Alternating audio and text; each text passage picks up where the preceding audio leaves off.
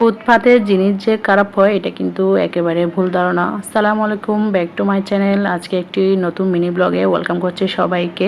এই তো বিকেলবেলা হাঁটতে বের হয়েছি, হাঁটতে চলে গেলাম চকবাজারে। কেয়ারির পাশে হচ্ছে একটা মিনি ছোটোখাটো একটা হকার আছে, যেখানে আপনি খুবই অল্প দামে খুবই ভালো ভালো প্রোডাক্ট পেতে পারেন।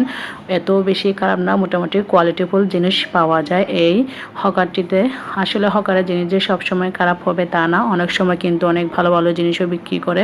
আর হয়তো মার্কেট থেকে, শপিং মল থেকে সবাই সব কিছু কেনাকাটা করতে পারে না, যার যে সামর্থ্য অনুযায়ী কিন্তু মানুষের কেনাকাটা করে। সবাই তো আর বড় শপিং মলে যেতে পারে না, তাদের জন্য এটা খুব একটা সুন্দর এরিয়া। এখানে আপনি খাবার দাবার করে ফুটপাতে খাওয়ার মজায় কিন্তু বন্ধু বান্ধব মিলে আলাদা একটা খুবই এনজয় লাগে। যখন স্টুডেন্ট লাইফে ছিলাম, এই যে এখানে পাশে চিটাং কলেজে যেতাম, তখন খুব এনজয় করে এই পাশে এখানে ফুচকার দোকান, খাবারের দোকান থেকে খুব এনজয় করে খাবার খেতাম। সেই সময়গুলো কিন্তু অনেক অনেক মিস করি।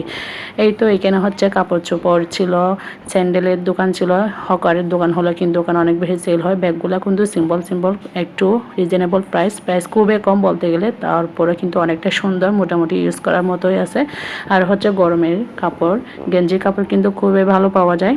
আর মেয়েদের কাচের চুড়ি আরও বিভিন্ন ধরনের আইটেম ছিল, যেগুলো অনেক সুন্দর। এরপরে ঘুরতে ঘুরতে চলে গেলাম কেয়ারের ভিতরে গিয়ে। এই টপসটা কিন্তু আমার ভীষণ পছন্দ হয়েছে, যার জন্য আমি একটু ভিডিও ক্লিপস নিয়ে নিলাম।